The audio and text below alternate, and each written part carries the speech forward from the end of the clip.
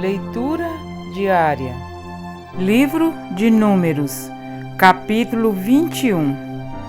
A vitória sobre o rei de Arade. Quando o rei cananeu de Arade, que vivia no Neguebe, soube que Israel vinha pela estrada de Atarim, atacou os israelitas e capturou alguns deles. Então Israel fez este voto ao Senhor: se entregares este povo em nossas mãos, destruiremos totalmente as suas cidades. O Senhor ouviu o pedido de Israel e lhes entregou os cananeus. Israel os destruiu completamente, a eles e às suas cidades, de modo que o lugar foi chamado Hormá, a serpente de bronze. Partiram eles do monte Hor pelo caminho do Mar Vermelho, para contornarem a terra de Edom.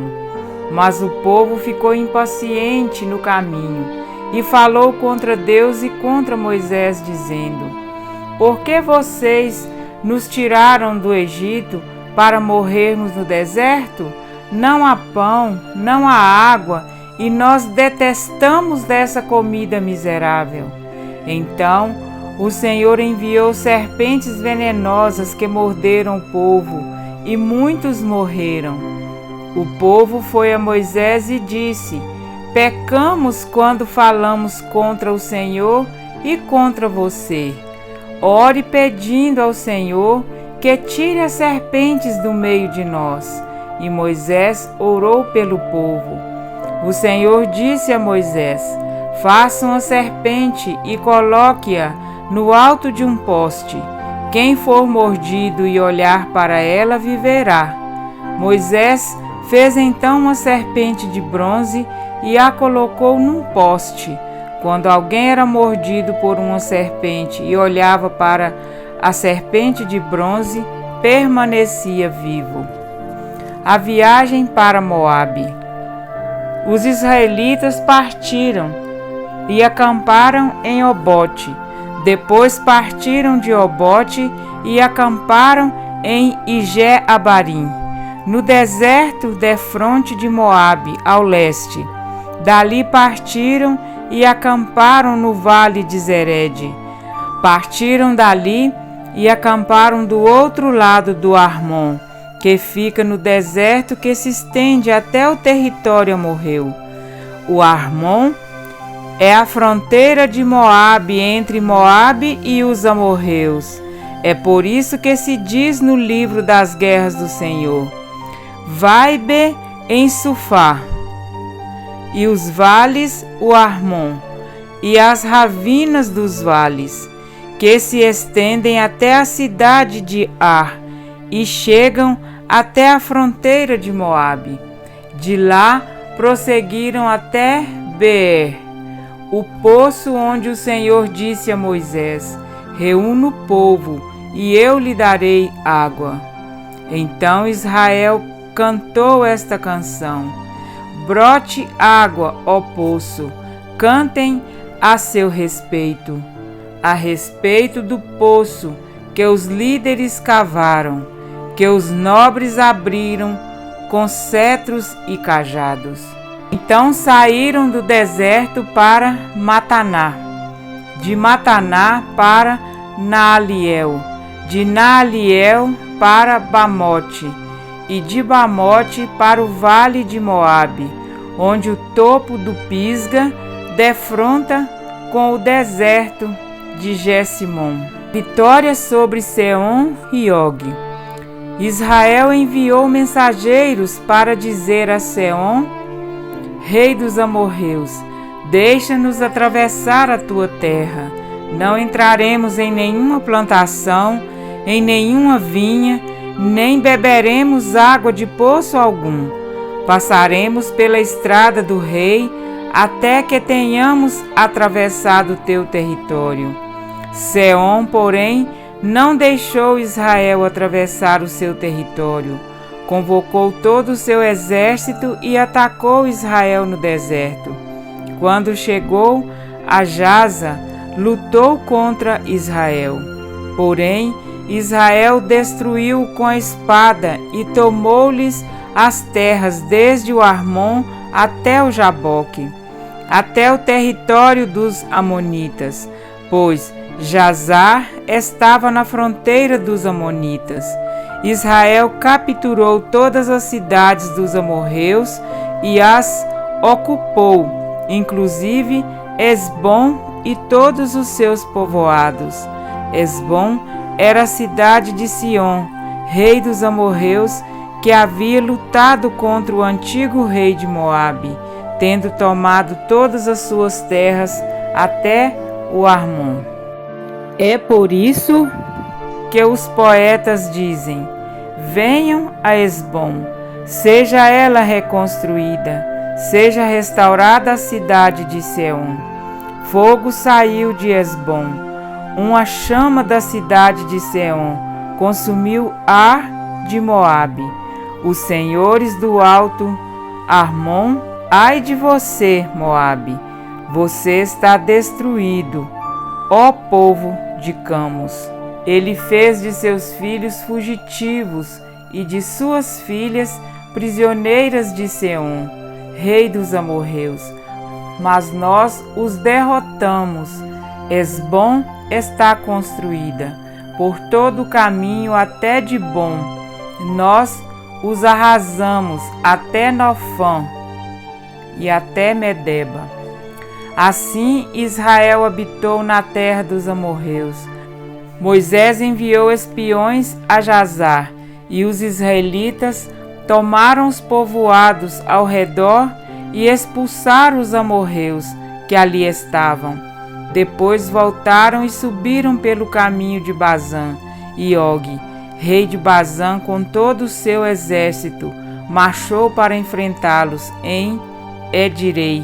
Mas o Senhor disse a Moisés: não tenha medo dele, pois eu o entregarei a você juntamente com todo o seu exército e com a sua terra. Você fará com ele o que fez com Seom, rei dos amorreus, que habitava em Esbom. Então eles o derrotaram, bem como seus filhos e todo o seu exército, não lhes deixando sobrevivente algum, e tomaram posse da terra dele. Amém? Para refletir, após enfrentarem tantas perdas e mortes, finalmente Israel sentiria o sabor da vitória. Sob juramento, avançaram contra Arade, corajosamente cumprindo com fidelidade o que votaram a Deus, e o Senhor lhes entregou os inimigos nas mãos. Porém, na ocasião de terem que rodear a terra de Edom, ficaram impacientes, tornando a murmurar contra Moisés e contra Deus. Moisés já não tinha mais o seu irmão Arão para compartilhar as suas angústias. Havia perdido a sua dupla de oração e necessitava como nunca de conforto e alívio. Chamando o maná, o pão do céu, de pão vil, Israel acendeu a ira do Senhor, que antes de ver mais uma vez Moisés sendo ameaçado de morte, prontamente retirou a sua proteção do povo quanto às serpentes do deserto. E morreram muitos do povo de Israel. Mas aquele mesmo líder que rejeitaram, correram em busca de livramento. Reconheceram em Moisés o único capaz de ser ouvido por Deus. Então Moisés orou pelo povo e, segundo o mandado do Senhor, fez uma serpente de bronze e a pôs sobre uma haste. E aqueles que haviam sido mordidos, ao olharem para a serpente de bronze, eram sarados. Depois disto, Israel prosseguiu marchando, jornada após jornada. Em algumas delas, Moisés recebia do Senhor o alívio de uma jornada tranquila, e em outras, porém, era assediado pela incredulidade e dureza de coração do povo. Tendo suas necessidades atendidas, os filhos de Israel irrompiam em cânticos de louvor, em situações de perigo ou de escassez.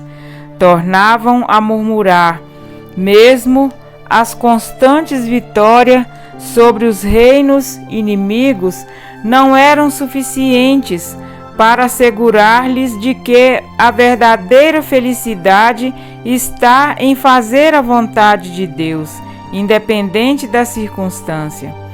Que misericórdia e que paciência o Senhor tinha para com aquele povo rebelde. Vez após outras, Israel desafiava a Deus com suas palavras provocativas e atitude insana. Como cobras do deserto, os filhos de Israel não aliviavam quando o assunto era murmuração. Envenenaram-se a si mesmos ao rejeitar o cuidado paterno de Deus. Muitos têm dúvida quanto à serpente de bronze. Não se tratava, porém, de uma imagem de escultura para fins de adoração, mas para fim de ensino e de cura. Também não havia naquela escultura o poder da cura, mas na fé, através da obediência à instrução divina dada por intermédio de Moisés. O Senhor sarava os que haviam sido mordidos por alguma serpente. Jesus mesmo afirmou que aquela escultura levantada no deserto para a cura dos filhos de Israel foi um símbolo de seu sacrifício para a salvação dos que nele creem. O modo por que Moisés levantou a serpente de bronze no deserto, assim importa que o Filho do Homem seja levantado, para que todo o que nele crê tenha a vida eterna. João 3, 14 e 15. Isso mesmo, o texto que introduz um dos versículos mais conhecidos das Escrituras são palavras de Cristo acerca daquele fatídico episódio do deserto. Isso nos mostra que Israel estava diante de um dos símbolos do amor eterno de Deus por uma raça caída, corrompida, mas que é alvo constante de sua compaixão e amor. Porque Deus amou o mundo de tal maneira que deu seu Filho unigênito, para que todo o que nele crê não pereça, mas tenha vida eterna. João 3,16. Todas as vezes que rejeitamos a provisão de Deus para a nossa vida, estamos a replicar as palavras de Israel, e a nossa alma tem fastio deste pão vil. Caímos no perigo de dar as costas ao cuidado do Senhor e temos que enfrentar sozinhos os desertos desta vida. Muitos, contudo, nesta lida solitária, selam o seu destino final, perecendo pelo caminho. O Senhor nos convida hoje a olhar para a cruz e viver, mesmo que em algum ponto da nossa caminhada tenhamos nos desviado dos propósitos divinos e sido contaminados pelo veneno mortal do pecado. Assim diz o Senhor: olhai para mim e sede salvos. Isaías 45, 22. Assim como Deus deu tantas vitórias a Israel, Ele deseja fazer de nós vitoriosos em Cristo Jesus. Temos um conflito a enfrentar todos os dias e precisamos, antes de qualquer outra coisa, crer em Jesus e em seu perfeito sacrifício. Creia que aquele que já venceu a morte eterna por nós é poderoso para fazer infinitamente mais do que tudo quanto pedimos ou pensamos. Efésios 3, 20. Como Paulo, não duvidemos que muito em breve se cumprirá a palavra que está escrita: tragada foi a morte pela vitória. 1 Coríntios 15, 54. Precisamos vigiar e orar constantemente. Amém?